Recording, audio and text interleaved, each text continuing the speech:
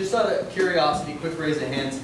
When you guys, we're going to talk about live bait fishing here. When you guys are fly lining live sardines, whether it's on Catalina or San Clemente Island on the Amigo, or you're offshore fishing bluefin, or you're on the Pacific Voyager on your 2.5 day, or you're doing a long range trip, how many of you are fishing a reel filled with spectra to a short 5 to 25 foot top shot?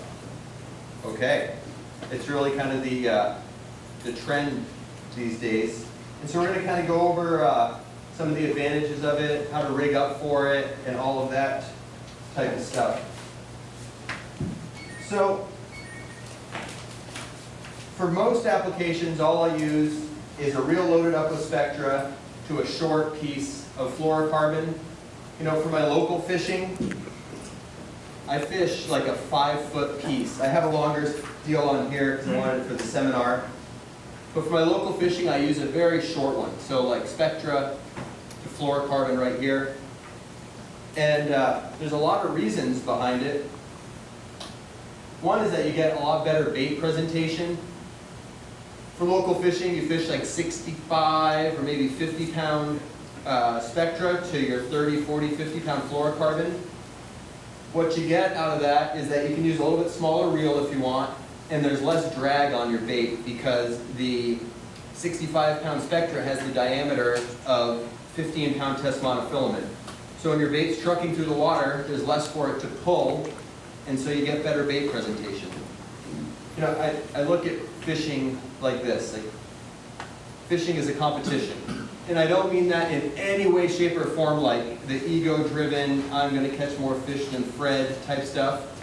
Fishing is a competition in that your bait, or lure, whatever, is competing against the other baits in the water to get a bite.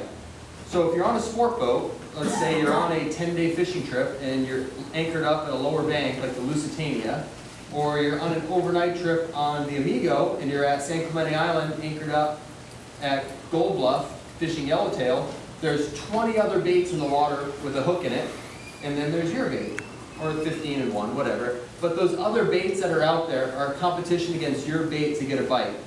So if you can make your bait look more natural, you're going to get more bites.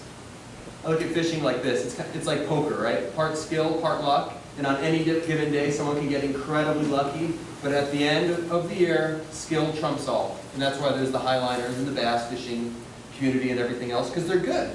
But what keeps people coming back to fishing is that on any given day, someone can catch the biggest fish. So it makes it such a great sport.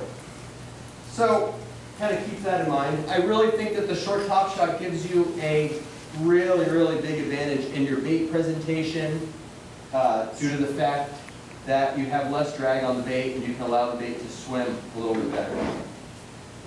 I use a short piece. I like to have it so that my little knot or connection is out of my guides when I'm casting. And I fish that way everything from the local sea bass and yellowtail, like the kelp cutter rig. Everyone's heard of the kelp cutter rig. I've kind of written about it ad nauseum.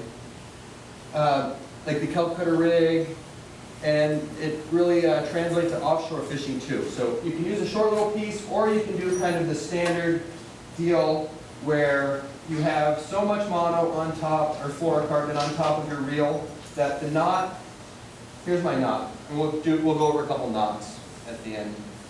So that the knot is on the reel when you cast. Because you don't want, we'll call it the doink effect.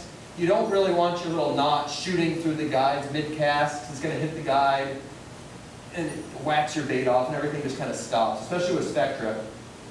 The smallest little overlay, you get a backlash or everything just comes tight and stops. So it's really aggravating for a lot of people. You got to grow into fishing spectra. We can go over some of the things that can help. So you can fish a nice long piece like that, but I really think that that takes away from the advantage of fishing the spectra at all.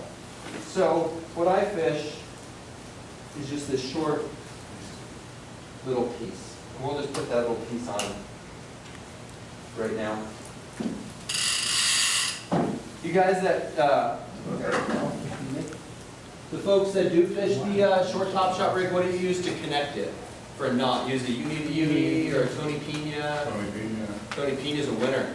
Uni is great too. Worm knot because on a heavier line. Worm knot on your heavier ton test, okay? Okay. See, no. See, this is why you don't want to have the knot in your guide necessarily. This is a uni to uni, so it's pretty small, but see how it wants to catch on the tip right there? The reason for that is that uni to unis have two tag ends going like this. So your tag end of mono wants to catch on a guide or whatever. Tony Pina knot does not do that, so you can cast it through the guides if need be.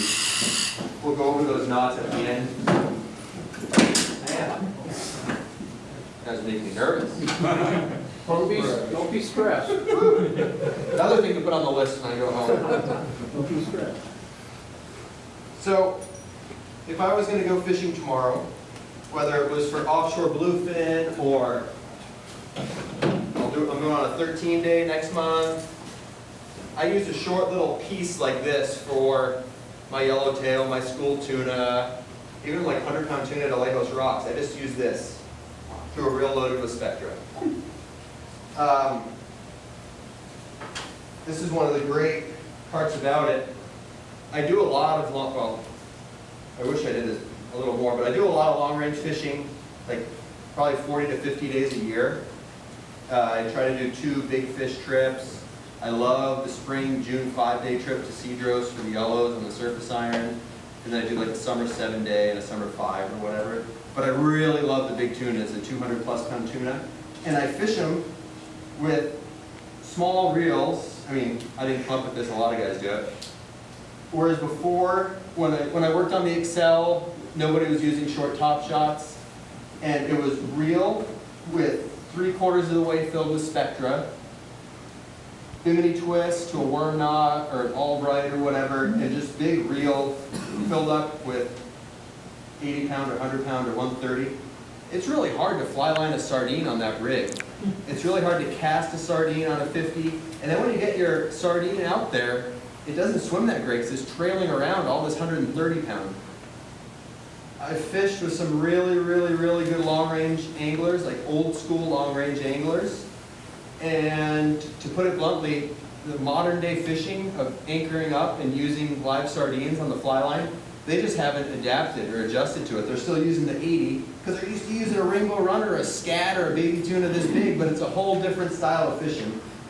So now, instead of the 50, I fish a 12-sized reel loaded with 100-pound Spectra, or 130, and I just do a little connector right here, a little nail knot connector, seamless, hollow connection here, fluorocarbon into hollow Spectra, and this is how long of a piece I fish. For 200-pound tunas, I've got 250-pounders on this. That's my fluorocarbon right there. You can cast this, and you can. My trips end, you know, first day, you're like, oh, this is kind of big compared to fishing yellows back home. But by trips end, you're casting this as good as you're casting your Trinidad 20 or whatever you use for 30 pounds. So this is kind of like the modern day cow fishing rig, especially if it's very tough fishing. And you just get bites when other people aren't because you have your 100 or 130 pound fluorocarbon spliced in right here to your Spectra, and now you have your 100-pound Spectra, which has the diameter of like 25 pounds. And you have as much line capacity on here as you do with a 50 loaded up with mono because the 100-pound Spectra is so thin. And it's just really light and gentle on the bait. They can really pull it through the water really good. So in short, 2 different rigs for 100-pound test on up, true long-range fishing. I just do this little connector type deal. There's that. And for local fishing, up to like 80-pound test, I do a uni to uni or the Tony Pina. I love the Tony Pina. It takes a little bit longer than the uni to uni, so if they're really biting or it's fast and furious fishing, just tie a uni real quick and go. But that's your uni to uni. So, and we'll do a couple connections at the end because if nothing else, I always hope that somebody gets a new knot or something, a little bit of info out of the seminar. Now on the bigger reel there, Okay. What do you got, 300 yards, 400 yards? No, this is a accurate 12.